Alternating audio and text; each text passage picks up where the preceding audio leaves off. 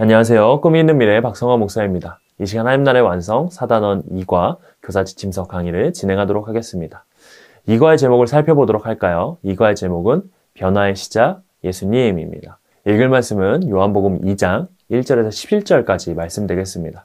본문은 예수님의 첫 번째 표적 이야기를 설명합니다. 예수님의 첫 번째 표적은 가나의 한 혼인잔치에서 일어난 일입니다. 그곳은 나사렛에서 북쪽으로 13km 떨어진 갈릴리 지역에 있는 한 마을이었습니다. 예수님의 어머니와 제자들이 혼인잔치에 초대를 받아 가게 되었습니다. 그런데 잔치 중에 혼인잔치 가운데 가장 중요한 포도주가 떨어지는 사건이 발생합니다. 예수님의 어머니는 이 사실을 예수님께 알려줍니다. 또한 하인들에게 예수님이 시키는 대로 하라고 명령하죠. 예수님 하인들에게 유대인의 정결 예식을 위해 마련되어 있는 돌 항아리 6개에 물을 채우라고 말씀하십니다. 하인들이 예수님의 말대로 모든 항아리 아기까지 물을 채우자 이제는 떠서 연회장에 갖다 주다라고 말씀하시죠. 하인들이 물을 뜨자 물이 포도주로 변하게 되었습니다. 연회장은 이 포도주가 어디에서 났는지 알지 못했지만 하인들은 알고 있었습니다. 연회장은 하인들이 가져온 물로 된 포도주를 맛본 후 신랑에게 말했습니다. 그리고 신랑에게 사람은 항상 처음에 좋은 포도주를 내놓고 손님들이 취한 다음에 값싼 포도주를 내놓는데 지금까지 가장 포도주를 보관하고 계셨군요 라고 말합니다. 이 표적을 통해서 제자들이 예수님을 믿게 됩니다. 이와 같은 이야기를 가지고 우리 아이들에게 가르칠 때 원포인트는 바로 새롭게 하시는 예수님을 믿어야 한다라는 것입니다. 우리 함께 외울 말씀 같이 읽어보도록 할까요? 시작. 그런즉 누구든지 그리스도 안에 있으면 새로운 피조물이라 이전 것은 지나갔으니 보라 새 것이 되었도다. 고린도후서 5장 17절 말씀. 아멘. 우리 함께 웰컴 활동을 살펴보도록 하겠습니다. 웰컴 활동은 특별한 한 사람입니다. 나를 변화시켜준 선생님이나 친구가 있나요? 있다면 누가 어떻게 나를 변화시켰는지 나눠주는 시간으로 진행해 주시면 좋겠습니다. 이렇게 인도해 주시면 좋을 것 같아요.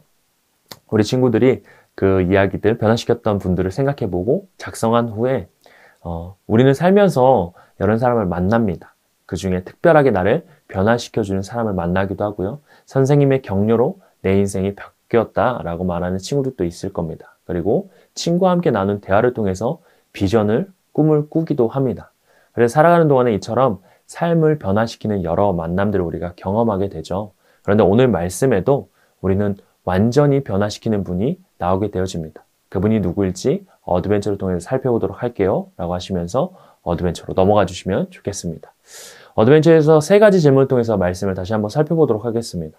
첫 번째 질문인데요. 혼인잔치에서 발생한 문제는 무엇인가요? 포도주가 떨어지게 됩니다. 혼인잔치 중에 가장 중요한 포도주가 떨어지는 일이 발생합니다. 당시 사람들은 잔치에서 손님들을 접대할 때 포도주가 떨어지는 것이 굉장한 결례이자 집안의 수치라고 생각했습니다. 그래서 잔치를 연 사람에게 포도주가 떨어지는 일은 매우 곤란한 문제였어요. 두 번째 질문입니다.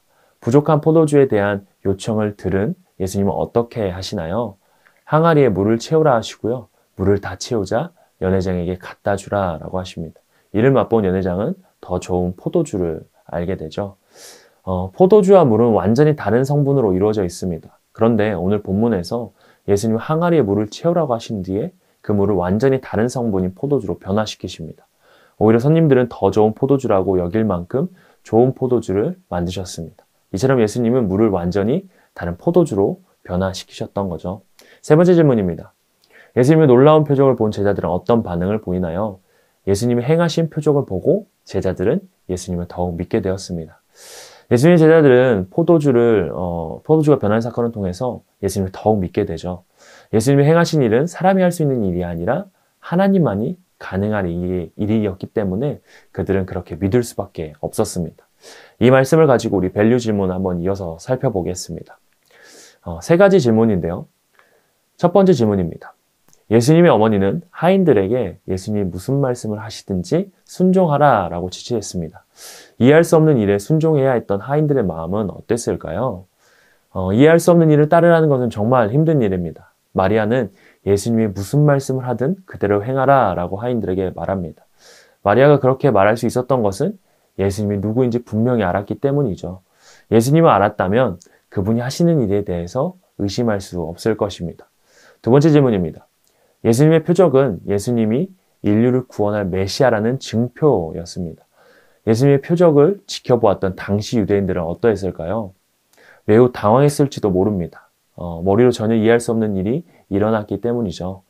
오직 하나님만이 할 수 있는 일이었습니다. 그렇기에 11절에서 제자들이 보고 믿었다고 표현한 것처럼 그들이 더욱 예수님을 믿고 따를 수 있게 되었던 것입니다.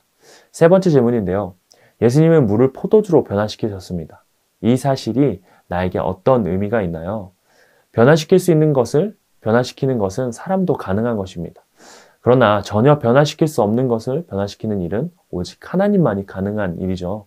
죄인인 우리를 전혀 변화되지 않을 것만 같은 존재였지만 예수님의 놀라운 십자가의 보혈로 변화되게 되었습니다. 그러므로 우리는 나를 바꾸시는 분은 오직 예수님밖에 없다는 사실을 기억하면서 예수님을 의지해야 됩니다. 이제 예수님의 힘을 입어 변하기 위해서는 어떤 실천을 해야 할지 인커리지 활동을 통해서 한번 살펴보도록 하겠습니다. 마지막 인커리지 활동인데요. 예수님을 만나야만 내가 진정으로 변화될 수 있습니다. 예수님이 기뻐하시는 모습으로 매일 변화되기를 소망하며 한 주 동안 큐티를 꾸준히 해보는 활동을 할 텐데요. 날마다 실천했는지 표에 체크하면서 선생님께서 확인해 주시면 좋겠습니다. 우리는 완전한 변화가 예수님을 만나고 의지할 때만 가능합니다. 그래서 한 주간 예수님을 만나고 교제할 수 있는 큐티 시간을 매일 가질 수 있도록 선생님께서 안내해 주시면 좋을 것 같아요. 그래서 매일 아침 일어나서 말씀을 묵상하고 그 말씀대로 살아가기로 결단하는 거죠. 그렇게 예수님을 의지하고 매일매일 말씀을 가까이 한다면 반드시 변화하게 될 것이고 우리도 하나님을 기뻐하시는 모습으로 바뀌게 될 것입니다. 그렇게 우리 친구들이 나아갈 수 있도록 선생님께서 안내해 주시고요. 기도하시고 이과 공과를 마무리해 주시면 좋겠습니다. 이과에서는요. 새롭게 하시는 예수님을 믿어야 한다라는 것을 배웠습니다. 우리 인생을 온전히 변화시키고 새롭게 하실 수 있는 분은 오직 예수님이라는 사실을 믿고 한 주 동안 살아가는 우리 선생님들, 친구들 되길 바랍니다. 이상으로 이과 교사 지침서 강의를 마치겠습니다. 감사합니다.